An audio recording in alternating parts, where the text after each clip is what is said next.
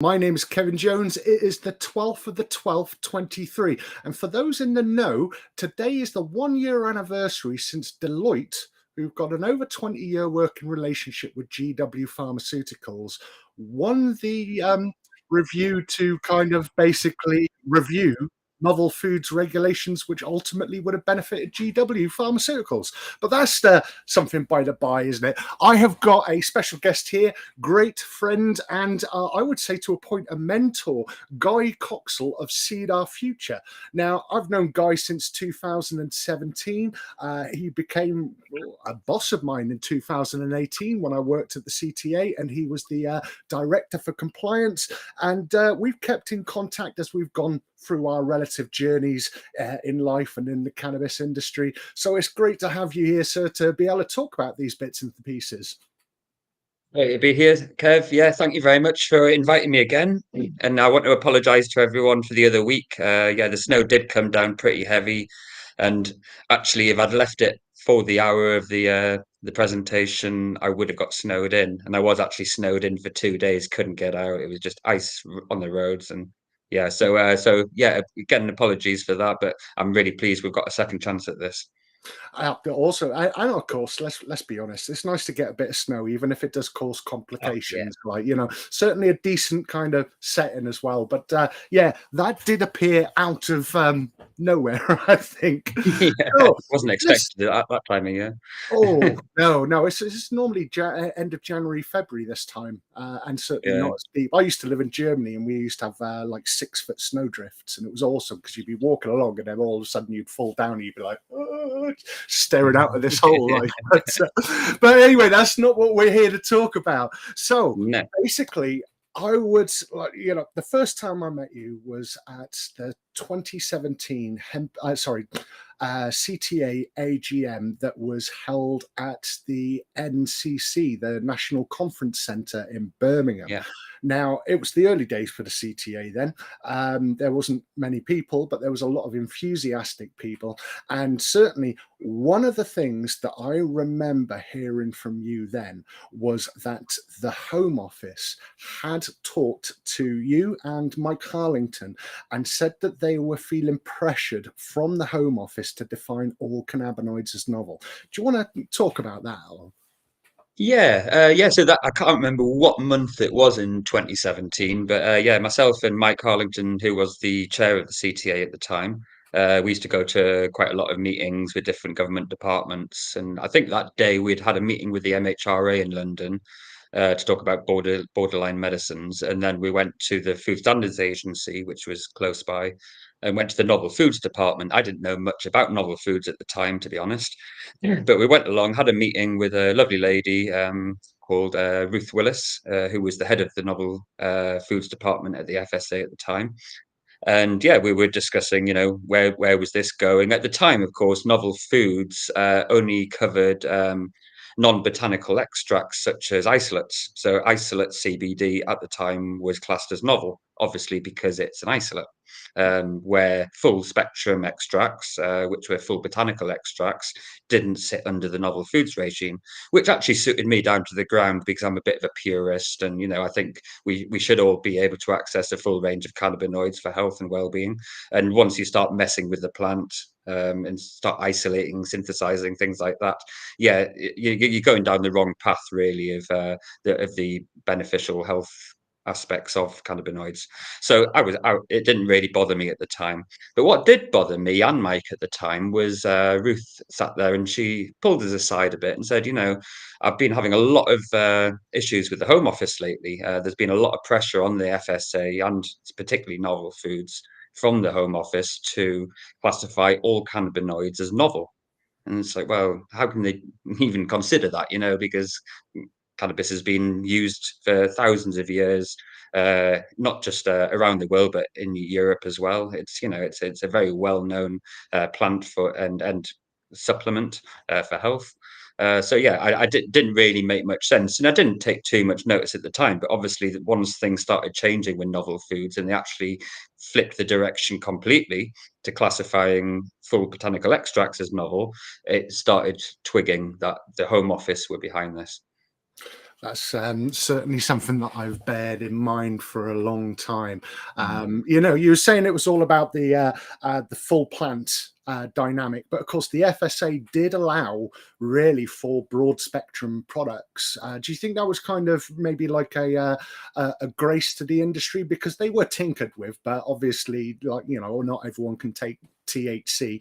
Admittedly, also there's a lot of extracts that might not really show THC and be described as broad spectrum. But yeah, do you feel like that was a nicety from the FSA at the time?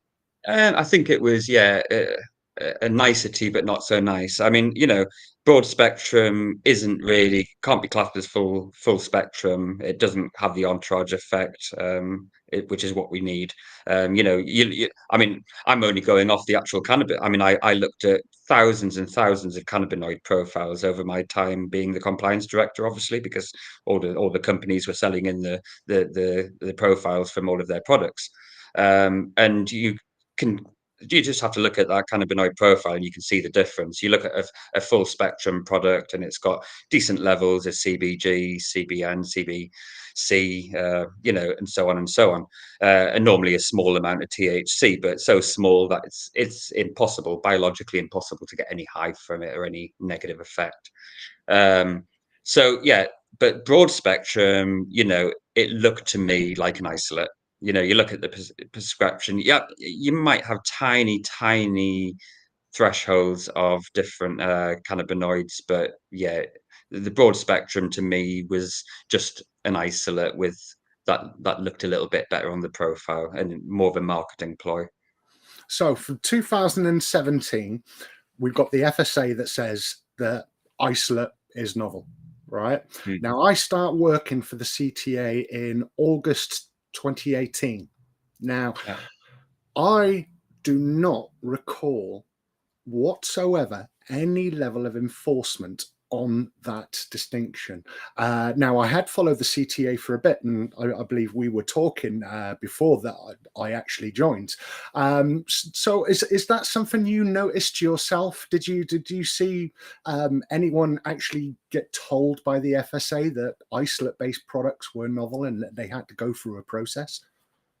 Not at the time, no. I mean, and I spoke to Ruth Willis about this. At the time, because it was only just starting to go into play, they weren't going to start enforcing. It was one of these slow burners. So, it takes time for these new legislations to actually go through and become enforceable. Obviously, you need time for the industry to catch up on things. But yeah, I don't know quite what was going on, but it seemed to me very much that the beneficial aspects of cannabis or hemp were being shelved to the side. They didn't want full spectrum. They knew full spectrum was what people need, and you saw the reviews of how these full spectrum products were helping people with numerous different conditions and so on, even though it's technically a food supplement and not a medicine. But of course, we all know it's medicinal. Yeah, and moving to that threshold of isolate and anything else being banned, obviously did take some time. And at the time, I mean, there were quite a lot of isolate products on the market, and that wasn't being enforced at all. No. No, we do kind of know what went on now as a result of research from many parties. It turns out that there was a secret Article 4 that was being constructed from 2015, and it was submitted in 2018 in October, I believe, 1 month after Ruth Willis had been reassigned. It's very interesting because in that time, we had no head of novel food.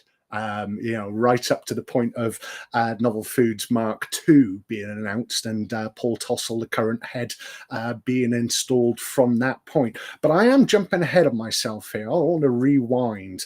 Now, at that time, we had the Centre for Medicinal Cannabis. Now, do you remember when, they were effectively encouraging all of their members to actually switch over to isolate-based products. And certainly, I don't know if you remember, they were contesting the MHRA's 200 milligram recommended daily allowance, or ADI, advised daily intake, call it what you will. And we're actually saying that it needs to be 280 milligrams. Do you remember any of that? I do, yeah. Yeah, I mean, actually, if you look at in 2018, I believe it was, the World Health Organization assessed CBD and said 1,500 milligrams daily was perfectly safe. Oh, it's Um, 2,400. It sorry? was 2,400. 2004, sorry, 2,400. Sorry, yes. Hmm. Yeah, 2,400 milligrams was perfectly safe.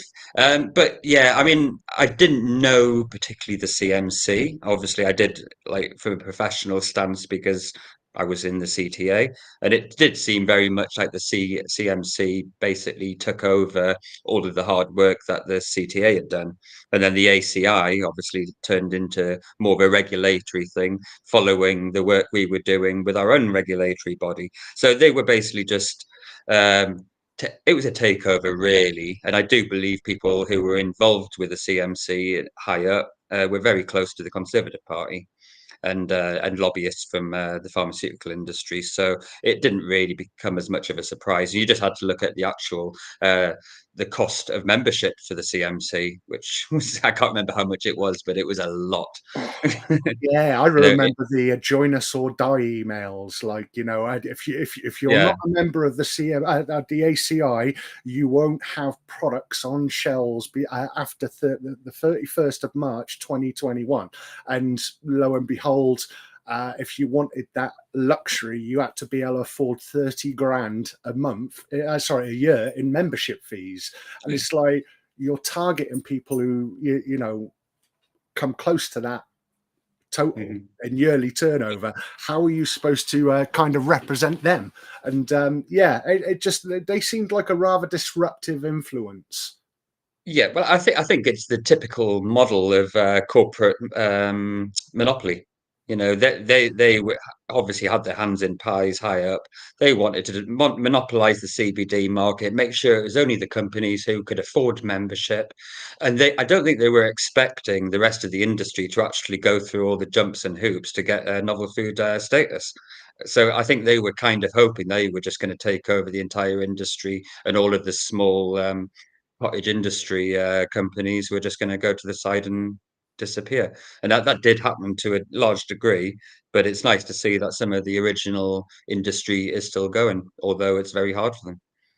Yeah, and absolutely, it's nice to see that it's small companies and recognized companies alike. Certainly, some of the people who were on the scene when I jumped in to the industry in 2016. I believe you were about then.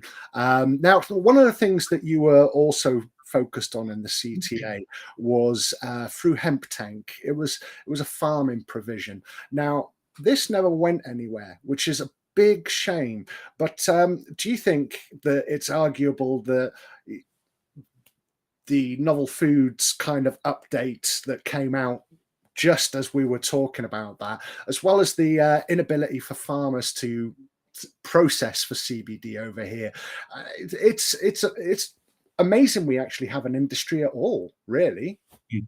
It is, yeah. I mean, that's why I've kind of diversified over the years. So, once I was doing the compliance work for the CTA, I was very passionate about, cannabinoids for health, making sure everybody has access to it, but not just access, but good quality access, which is why I took over the compliance department. But I was also I've always been an environmentalist. I was very interested in all the industrial applications of the cannabis plant, which is why I set up Hemp Tank, and that was officially the first UK think tank for the hemp industry. And of course, my dream was to actually, yeah, get farmers all over the place growing hemp, using the flower for CBD, using the stalks and seed for nutrition and industrial applications. And you could see how that would massively benefit our society and the environment and our health all in one. It was a no-brainer. But again, I went in quite naive, I think, into this industry, thinking I could make changes, thinking I could do some great stuff. But I didn't quite realize how big that giant monster was, which is the government, who were and big pharma, who were ultimately deciding that this wasn't going to happen. I did have some success. I did advise lots of farmers on growing hemp, help them with their home office licenses successfully, help them with some R&D into different applications. But again, if you can only grow the plant for its stalk and its seed, but not the flower, which is the most valuable part of the crop, farmers just couldn't go anywhere with it. It was just they were hitting a brick wall. Farmers in Europe at the time were making 30,000 euros a hectare just from the flowers. If that had been the way with UK farmers, all of the farmers would have been getting on board.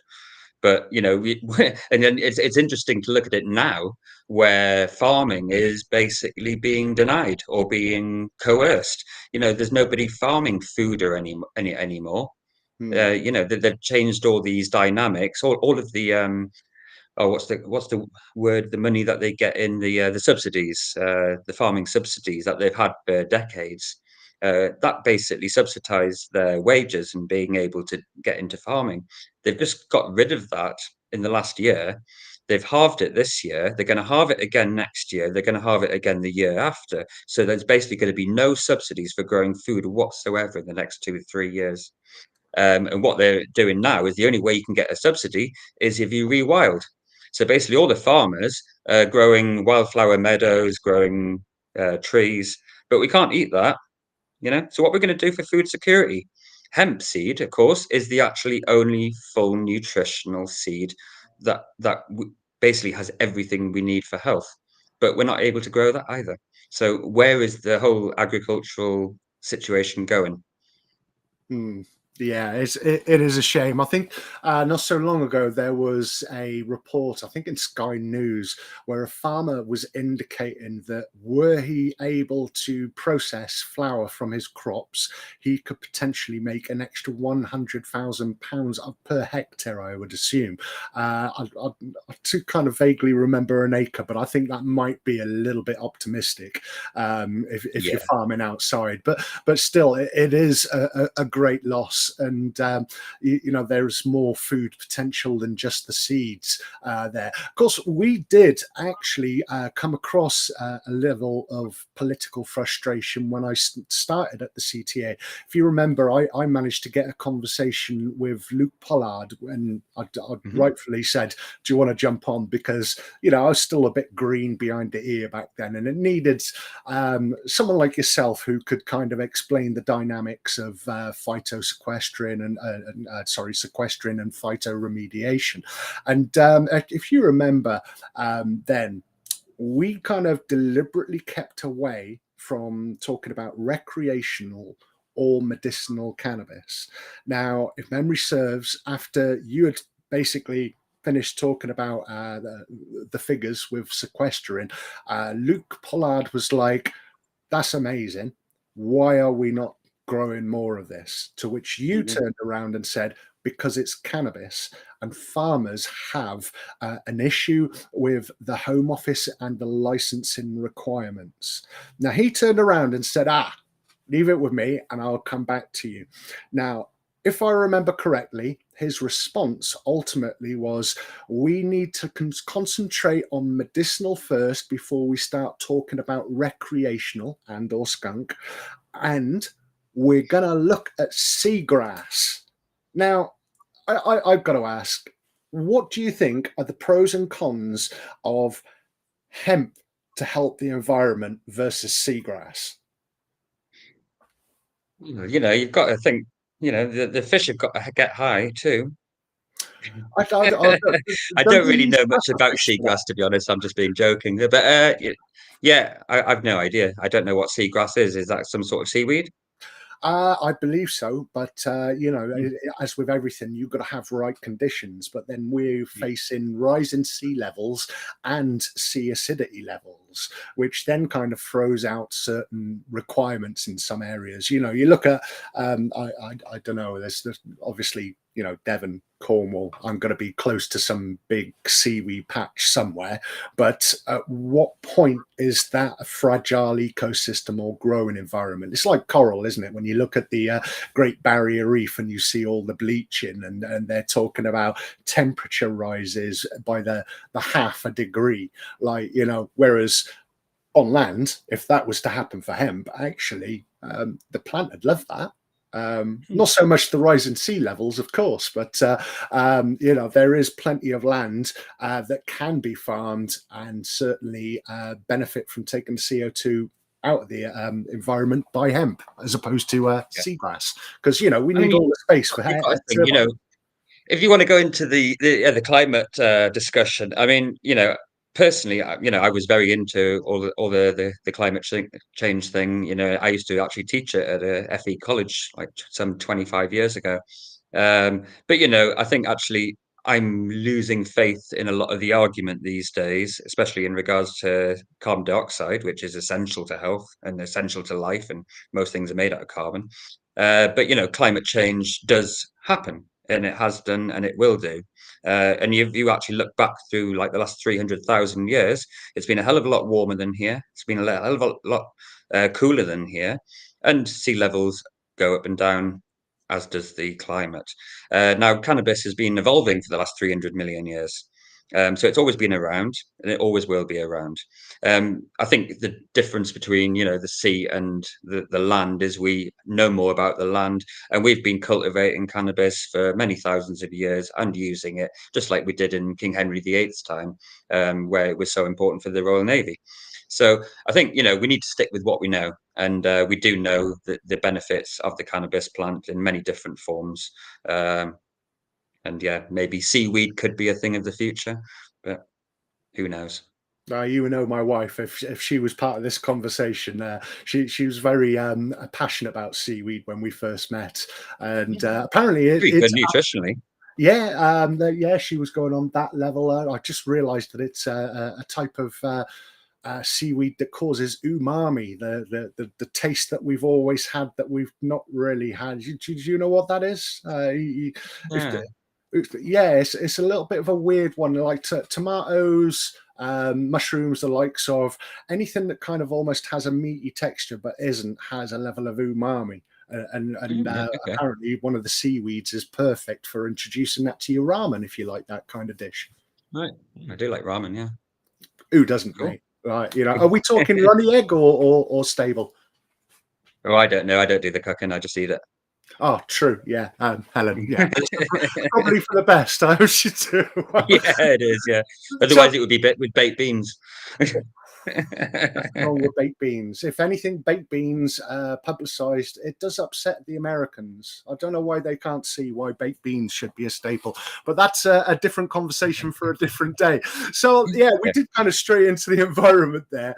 I just want to pop back to Novel Foods Mark 1. Right before we start talking about Seed Our Future, and of course, if whoever's watching at the moment, I haven't got the counter here. If you've got any questions for Guy in the last 10 minutes, feel free to think about them, throw them in now, and we'll see about asking them later. So yeah, going back to Novel Foods Mark 1. So we had an announcement in January 2019, right? Now, from that point, we then had in February, the World Health Organization that seemed to kind of say, hold on, you're saying 70 milligrams because of 16 GW lab reports. But, the World Health Organization is saying something completely different. In fact, I take that back. I don't think the lab reports were specified at that point as it goes. But certainly the World Health Organization did have a lot of evidence on CBD products, although that's just by the by. So, in March, you and I say you, the CTA, as well as all industry stakeholders in the hemp and CBD world across the EU were invited to Brussels to talk about whether novel foods is, the right way forward. Now, did you feel at that point that novel foods was an absolute given, was there any impression to kind of suggest that the EU were open to talking about the legitimacy of the road forward with novel foods, the Mark II variant, as it were? In a nutshell, yes and no. I never believed the novel foods rhetoric because there's so much evidence, and the CTA and IA had all gathered lots of evidence of the use of cannabis extracts, hemp extracts, going back, hundreds of years across Europe, and it was used. It's always been used. It was, so it didn't really make sense. And when we went to Brussels, and had it out, we actually thought we would win that case because, there was overwhelming evidence of the use. So it can't be novel because it's novel. It means something that hasn't been used prior to 1996, I think it was. The only thing they were looking at was the actual extraction process, so like CO2 extraction. But actually, CO2 extraction had been used for coffee, instant coffee, back to the 80s, I believe. So it was before then anyway. It was only, hemp hadn't actually been extracted using that format before, but, that shouldn't really work. And of course, you've got alcohol extracts, which have been used forever. So yeah, it didn't really make any sense, and it was quite obvious once you got to Brussels that the rhetoric was playing, and it was protecting big pharma, really. Um, yeah. So sorry, what was the second part of the question? That answered the first one. Yeah, did you feel like that there was a legitimate kind of feeling from the EU that there was a challenge to be had, that some people would listen? But I think you kind of just answered that there. No, not really. No, because these are power plays, and this is earlier in the year of 2019 when I actually left that industry because you kept trying to open doors with different regulatory departments. You'd go and have meetings with in Parliament with a load of MPs, and they'd be telling you about all the lobbying from the pharmaceutical industry. They'd be telling, it was so obvious that every time you went one step forward, it was two steps back, and I didn't want to play that game anymore. But yeah, no, I mean, this has been from the outright another plan like that's been going on for the last 95 years in the UK to prevent people from using natural, non-toxic medicinal herbs. And that's the rhetoric at the end of the day, and they're going to continue that until the end. So we've got a game plan, and we've got to think in different directions, which is where I come to next, I suppose. Excellent. Yeah, I will touch on Seed Our Future, but I just think I'll round that up with mentioning that Novel Foods Mark One started with the focus on isolate, but then we found out through that redacted Article 4 that CBD isolate in MCT oil is actually what governs all of novel foods, regardless of extract, regardless of cannabinoid dynamic. And that in itself kind of reinforces what you were saying. It's a power move. There's no sense there because you're using a medicinal product to define a food product, and you're using an isolate-based product to define a full spectrum product. It's all skew-if, and of course, I know you keep an eye on what I do.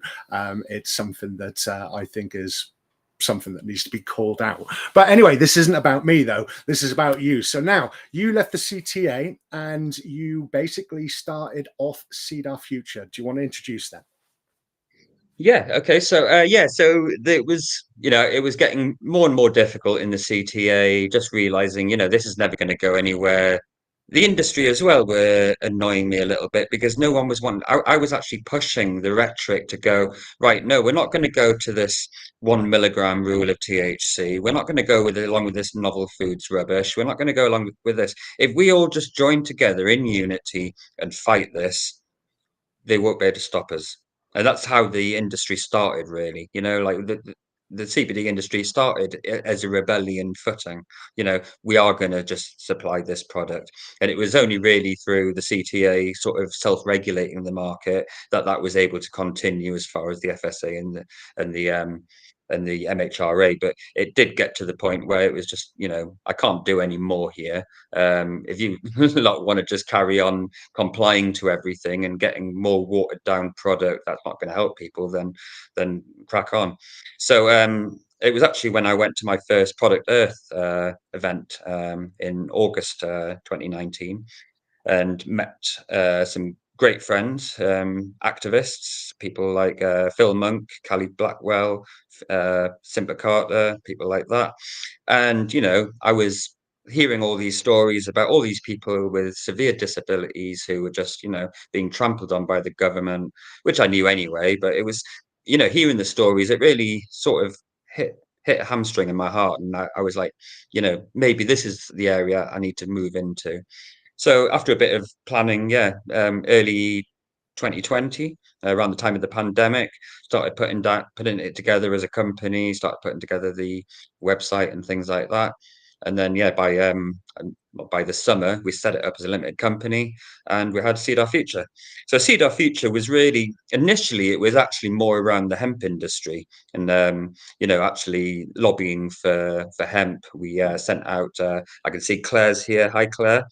Claire helped me distribute about 100 kilos of hemp seed around the country, and we got people to grow hemp seeds as an act of non-violent civil disobedience. And we had protests across the country. I think there were 12 cities where people were going in with these plants they've grown, and the police were walking off with these little plants, and it was all quite fun. But yeah, there was, after a bit of internal sort of discussion, and actually it was mainly an article by Simpa, looking at, we need to actually fight this from all angles and all like unite, which I totally agreed with. And I thought, we can't just stick to, there's too much division within the industry. We can't be, oh, I'm a hemp enthusiast, I'm a CBD enthusiast, I'm a medical, I'm recreational. It's all the same plant. It's all just a multitude of uses. So we need to make sure we continue to fight from all angles. We can't just fight from one specific thing because it's a little bit more socially acceptable, has a little less stigma towards it. We can't back down in that way. So Seed Our Future was born from that ethos of helping everyone. So I spend most of my time these days helping medical patients with all sorts of legal cases, discrimination cases. It's really brought to the forefront how big the stigma in society is, because we've all known it. People who have used cannabis for decades, like myself, illegally, and we're all classed as criminals. But it's only been 5 years since the medical market came out, but they get actually worse, I think, than people without prescriptions. They're constantly getting raided, they're getting their prescriptions taken off them, they're getting done for driving, they're getting done for housing associations threatening to evict them. You just couldn't make up most of this shit, to be honest. It's just absolutely extraordinary. But of course, I've never lost that original ethos of helping people without prescriptions as well. And that's very important to me. There's only 1.6% of people in need actually able to get prescriptions at the minute out of the 1.8 million people who use it medically, out of three, which is 70% of the 2.6 million people who use it in general. So what does that mean? What, 30% of people are recreational, 70% are medical, and 1.6% of the medical are legal? It's it doesn't add up. So yeah, we need to push the rhetoric and change the legislation for everybody and protect people. I think there's all this identity crisis at the minute, and people are able to identify in whatever gender. They're able to identify in different beliefs, in different religions, in different political views.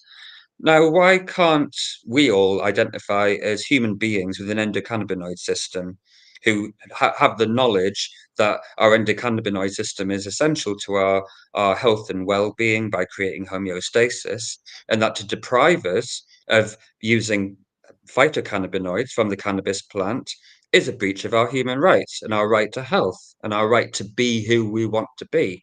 So maybe that's an angle we should be taking to get rid of this hate crime from the police, from This the is where government, from institutions. this is where I think, because it's well known that I'm trying to be a little bit simplistic on what I do and champion the right to a discussion. And it's just as you kind of mentioned, like there is no kind of for medicinal users, for farmers, for whatever. It's just purely chasing a discussion. But you actually, through analysing human rights and the impacts on there, are more championing on why there should be that discussion as opposed to just having that discussion in itself. So what areas of the Human Rights Act are we talking about here that actually apply in your opinion? Yeah, I mean, I think a lot of the Human Rights Act in general actually applies to this because it's such a diverse scope of area. And I think, that has been actually one of the downfalls in campaigning in the past, that they've looked at the human rights and, well, it affects this human right, it affects this human right. And it's just an endless list of human rights, which is good and it's absolutely accurate. But I think if you're actually going to challenge human rights, you need to keep it basic and you need to follow the process for human rights, for challenging a human rights. And the way we've done it is we put together what's called a four-stage proportionality test. And that has been deemed the proper way to challenge human rights by the House of Lords. So what that means basically is it's four different segments, starting with the legitimate aim. So, for instance, like the Misuse of Drugs Act, what is the legitimate aim of the Act? So the legitimate aim of the Act is to protect the people's physical, mental health, and uh, society from harms related to drugs, controlled dangerous drugs. And of course, cannabis has been considered a dangerous drug since 1925 in the Dangerous Drugs Act, became official in 1928. So, and in that legislation, you've got the Misuse of Drugs Act, which has the classification. So you've got Class A, B, Class B, Class C, and within the Misuse of Drugs Regulations 2001, you've got schedules. So cannabis is a Schedule 1 drug, which means it has no medicinal value. It's highly addictive, highly dangerous, highly prone to abuse, where none of that is true, as we all know. So that goes into the next section from the legitimate aim. We're basically showing, well, doesn't meet the legitimate aims. This is actually all political. All the science is being ignored from the ACMD and other organizations. So then you go into the actual the dynamics of the actual legislation. What's wrong with it? So all these classifications and schedules are wrong because they're supposed to be proportionate to harm. So you can't have cannabis in Schedule 1, meaning it's as harmful as heroin or crack cocaine or whatever, or even the worst drugs like alcohol. It has to be in the right legislation, in the right scheduling. So we started looking at all the other drugs within the misuse of drugs regulations. So if you look at Schedule 4.2, you've got anabolic steroids, which are used for bodybuilding. And you look at the harms, the known harms of those, and they cause heart attacks, clots, brain malfunctions, strokes. It's highly addictive. It leads to harder drugs. It's a real gateway drug. Like roid rage, people, going off, kicking off, all that sort of thing. The list is endless. And it's like, hang on, look at the actual truth of cannabis and even what the ACMD say about cannabis. It's nowhere near as harmful as that in Schedule 4.2. So what we're actually looking at is actually getting it changed, either descheduled completely, which would mean cannabis gets removed from the Misuse of Drugs Act. So it's treated the same as alcohol or tobacco, where it would be licensed in premises and available to all, and you'd be able to grow it and do what you want with it. Or, because that's not very likely, as we know, because we know how the government works, actually use all the evidence to put it into maybe Schedule 5, which would automatically decriminalize personal possession. Now, sorry, I've digressed a bit from the original answer, which is which actual articles within the Human Rights Act have I actually chosen. So the main one is Article 8. So Article 8 is the right to a private family life. But within that, from the European Convention on Human Rights, that has been found to include autonomy of health. So autonomy means self-law in Latin. So it's basically having a self-law over your own anatomy of what you put into your body. So, we have a right to use a medicinal non-toxic herb. if we want, and for physical integrity. So that has actually been found to be a right within Article 8. But then you can tie that in with Article 14, which is discrimination.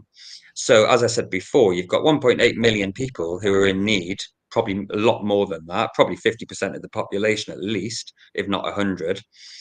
They're all in need of phytocannabinoids for their endocannabinoid system. And if you can only access it via a private prescription, where you're going to be spending on average £7,500 a year, and a lot of people can't afford that, then that's discriminatory. Everybody should have a right to health. And the World Health Organization consider on an international stage of the right to health, they consider any essential medicine as essential, and that must be allowed. And an example they use is morphine, diamorphine or methadone. That they use so much in pain care, that sort of thing, that they consider that essential. Well, now all the evidence is actually showing that cannabis is a better pain medicine than morphine. That's far less harmful. It's not addictive. It's got all these other benefits, and we've also got an endocannabinoid system that relates entirely to our body and our health. So it has to be essential.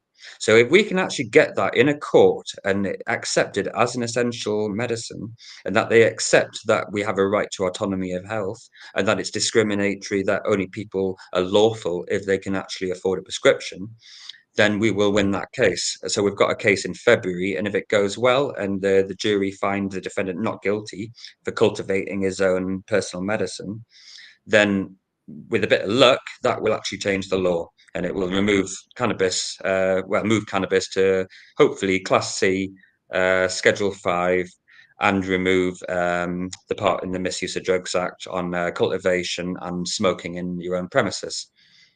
So what that will do is it will decriminalise personal possession. Use is already actually legal in the UK, always has been.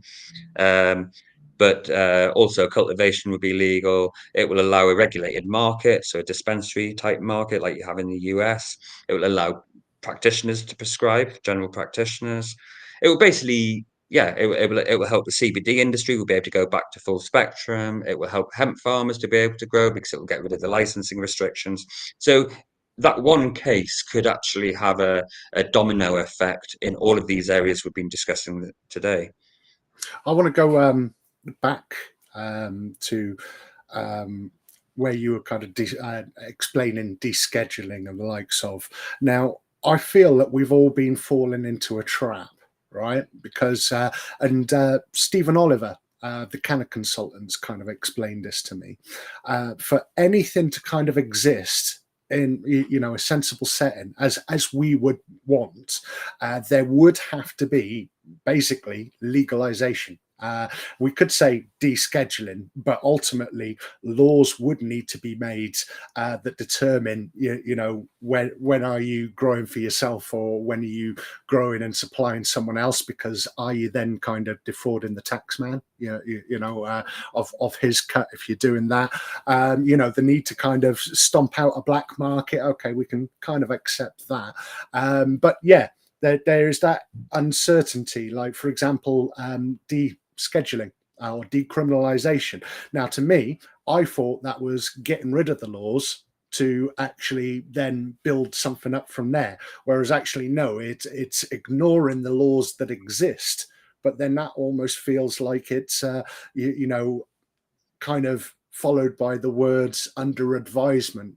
For example, the rescheduling in 2004 from a B to C, only for the ACMD and the Home Office to push it back up again. We would be caught in a kind of loop of enforcement or not enforcement. And as soon as someone sticks their hands up and says, oh, cannabis, reefer madness, we could then naturally be subject to a reapplication of those laws and back in prohibition again. So I think that's something that kind of needs to be. Yeah, I mean, can I just answer that? I think, yeah, I mean, it's language, it's semantics. I mean, Legalization. What you normally find with legalization is it's corporate, and it's normally companies and the government that want to change it to legalization, because then it puts them in a better situation. So, for instance, in Canada, when they legalized, a lot of the industry all went to big tobacco, um, big alcohol, and it's been taken over, and it's high prices, and everybody's just going to the black market because they can't afford the stuff that's being produced by these big monopolies.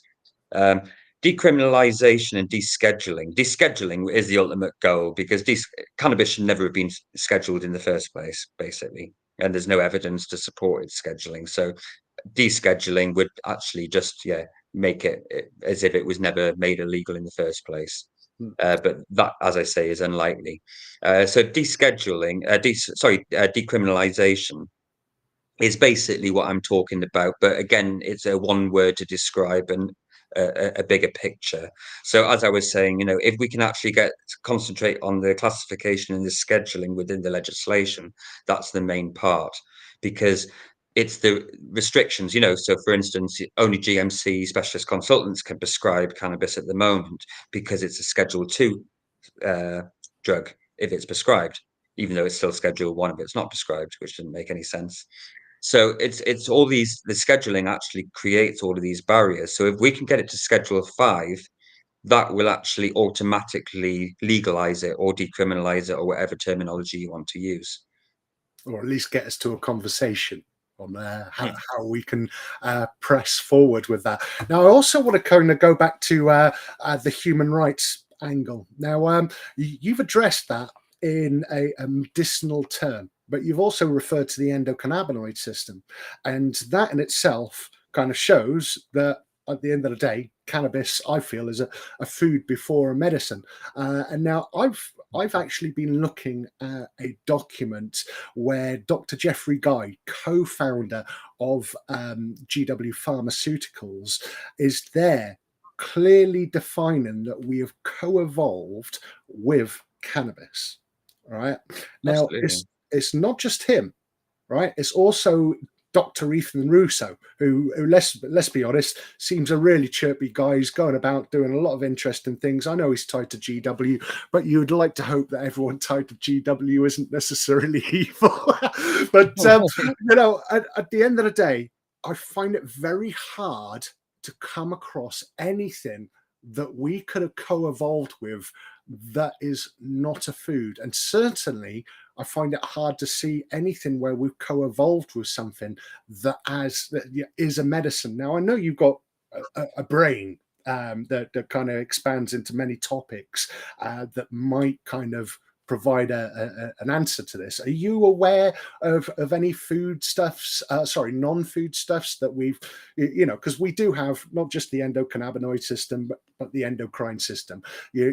Oranges aren't a medicine. Vitamin C tablets could be, but equally they're a supplement. We're feeding that system so we don't get scurvy, the likes of. But is there any other kind of potential that we've evolved with that you're aware of in a medicinal context? I mean, as I said before, cannabis has been known to have evolved over the last 300 million years, and as have humans and as have animals. And every mammal has an endocannabinoid system. So it's quite obvious that we have evolved with the plant. There's nothing like it. There's no other medicinal plant on the planet that has the benefits that cannabis does. That's why it works on so many different levels with so many different conditions in the preventative stage and in the treatment stage. And you mentioned, oranges and vitamin C. Vitamin C is both classed a nutritional supplement and a medicine, depending on the dosage. But this is the difference. We've been almost trained to thinking, oh, is this a medicine or is this food? You know, food is thy medicine, medicine is thy food. That's one of the most important things ever said, I think. I can't remember who it was now. Someone But in Grecian it times. was. I'd seen something come up about that the other day. I can't Yeah, remember the name of the person. No. yeah, yeah. And that it's really important. I mean, what we put into our bodies is how we will evolve. Nutrition is very important. That I used to work for a charity that supported kids with cancer, like young kids with neuroblastoma and things like that. And the amount of times the doctor would go and see them and then have a little consultation in the hospital. Then, oh, why don't you go and treat him, get him a McDonald's? And it's like, this kid's got cancer, stage 4 cancer, and you're wanting to what? Send him off and poison him with all these different horrible. If you've got cancer, you should be looking at your diet. You should be cutting out sugar completely. You should be alkalizing your system. You should be looking at the nutrition, eating as much healthy organic vegetables, especially brassicas and things like that. We are what we eat, and cannabis is a nutrition, absolutely, more than a medicine. And it's something that we have evolved with, I believe, and something that is needed in our diet. And I actually truly believe that it being missing primarily from our diet for the last 95 years, even through the actual methods it's been consumed, so everybody be smoking it rather than ingesting it, or it all having to be decarbed and have as high THC as possible. We've missed all the acidic cannabinoids that are really important to health. I think people should juice the raw plant as well as take THC in its decarbed form. So Hippocrates, thank you, Varun. Yeah, hello, Baron. Yeah, Hippocrates was absolutely right. I mean, all of the medicines that we're looking at, they're all derived from plants. They're all derived from foods. It just depends on what you call food. Like a weed, like a weed is just a plant that you don't like. That's in the wrong place because you don't like it. But like nettles, they have just about as many positive uses as cannabis itself. So on that basis, then we are looking at the possible inclusion into the Right to Life, Article 2 of the Human Rights Act. Yeah. If you're not taking it for a medicine, you should, through autonomy, have the right to eat whatever you want, however you want. And you mentioned ingestion earlier. I find it interesting that ingestion in term actually is the absorption of nutrients, which technically means that if you're smoking a pure blunt, shall we say, for argument's sake, you're ingesting cannabinoids there, and it's arguably a point of consumption, even though most people wouldn't really realize it. But going back to the ECS, of course, there is Dr. Ethan Russo again. He actually kind of described what's known as clinical endocannabinoid deficiency. Now, I find that interesting because there is, I think you alluded to it earlier, the suggestion that over time, the more starved you are, the more potential you have of that food all of a sudden qualifying for a medicine. That in itself kind of, I feel, is another argument. We've all been starved, but we all have a right to life, and we all have a right to ensuring that that food stays a food, and being able to get vocal should that food all of a sudden become a medicine, which is hard to actually obtain, whether that's because you're one of the only 2 people in the UK that's getting prescribed Epidiolex, or you're one of the few people who can actually afford a medicinal cannabis prescription for unlicensed cannabis.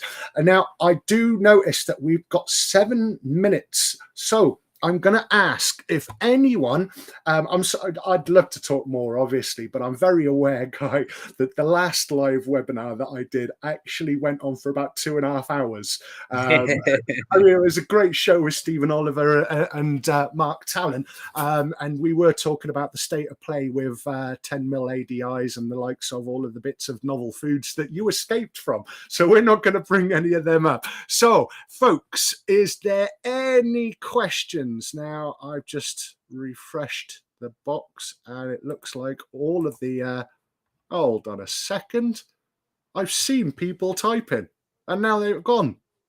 Can you see things here? Yeah, I can answer a couple of things here. Philippa, hi Philippa.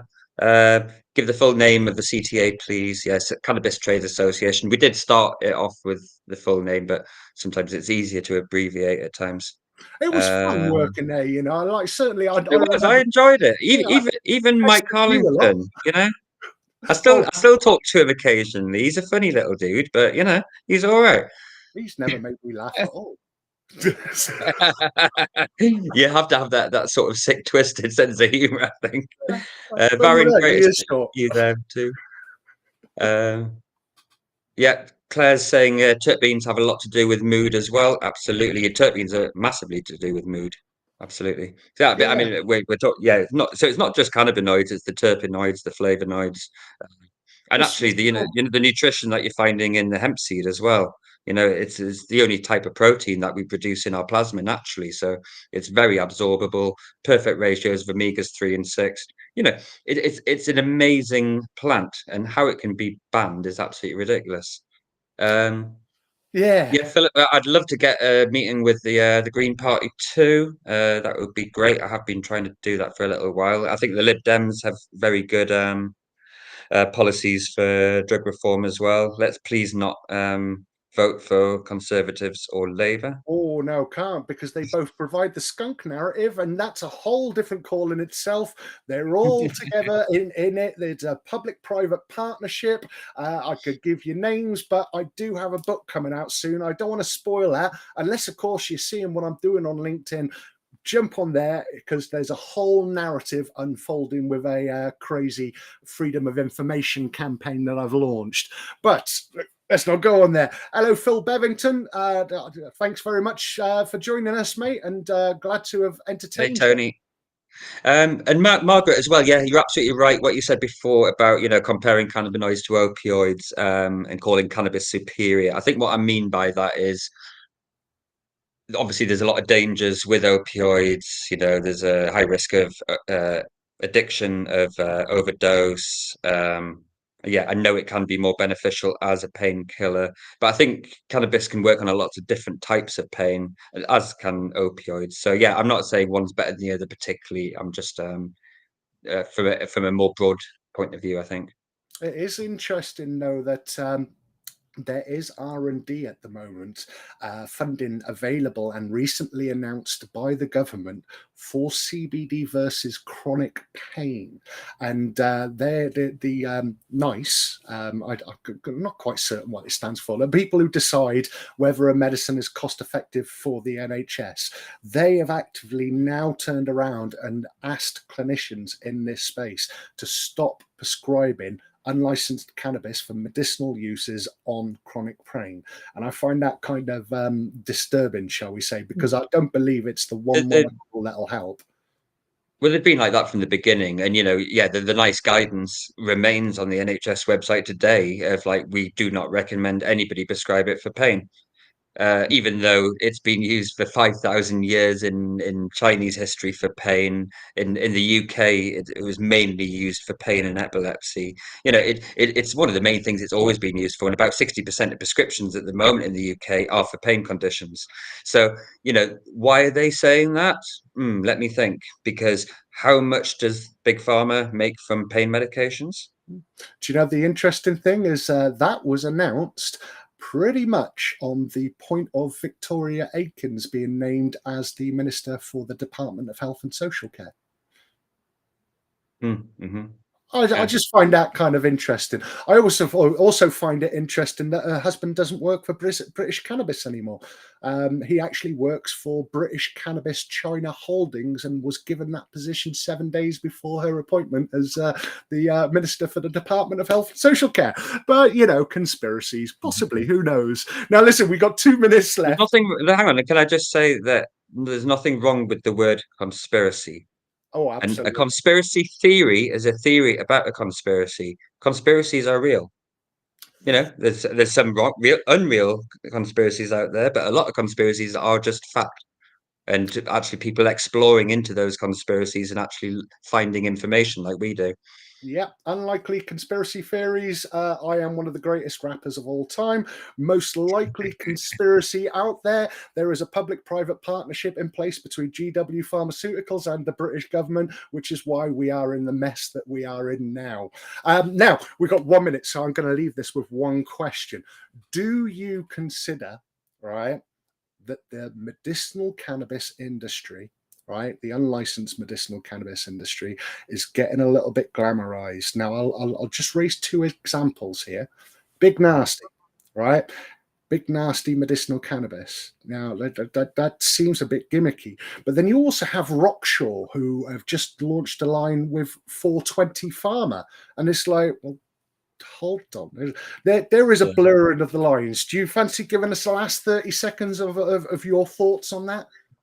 Yeah, I mean, I don't see why they're playing these games on marketing when cannabis is pretty much self-marketable. Anybody who knows anything about cannabis and wants to go legit will get a prescription. Yeah, I mean, using 420 pharma in the same sentence is absolutely ridiculous because, 420 is actually the day of like International Day of actually people protesting to liberate All the time. plant. Yeah, yeah. So yeah, it's a bit of an oxymoron that one. Um, it is what it is, and it will be what it will be. You've got Snoop Dogg, you've got Mike Tyson. This has been going on for a while, and if people like that, it kind of actually separates it more from the general pharmaceutical industry, which is can only be good in a way. No, maybe it's any publicity is not technically bad publicity, and it's certainly Yeah. a talking point. I find it interesting because I don't suspect someone's going to turn around to me and say, "Oh, you've got fibromyalgia, have you, Kev? Here, have some of Ice Cube's Lemon Haze. It'll hit the spot and help with your symptoms." I mean, I like 90s hip hop. I liked Ice Cube back in the day. I'd certainly go, all right then. But equally, I don't see it over there. I do keep an eye on the other rappers. Be Real from Cypress Hill, Tyson as well. Like with his Mm. ear candy that's got like teeth mark in there that he bloody pushed out with Evander Holyfield. But they're not kind of jumping on the medicinal angle yet. Whereas there is that crazy branding. But maybe we can So, ask you. so really, it's just not proper, is it? It's just not proper and correct. Not It's like crooked. it's like putting some vanilla ice cubes in your nice glass of Shiraz. Oh, oh, who Just does that ain't kind proper. of thing? All right. Anyway, thank you so much for joining me, Guy. It's been an absolute Thank you for pleasure. having me. And thank you, all folks who are still watching. Do join us again soon. There will be another Hemp Hound in a couple of weeks. And what I'm going to say is, if you think my name is hard to say or to suss out, the next gentleman is certainly going to be of interest. So anyway, take care and have a fantastic day. Ta-da.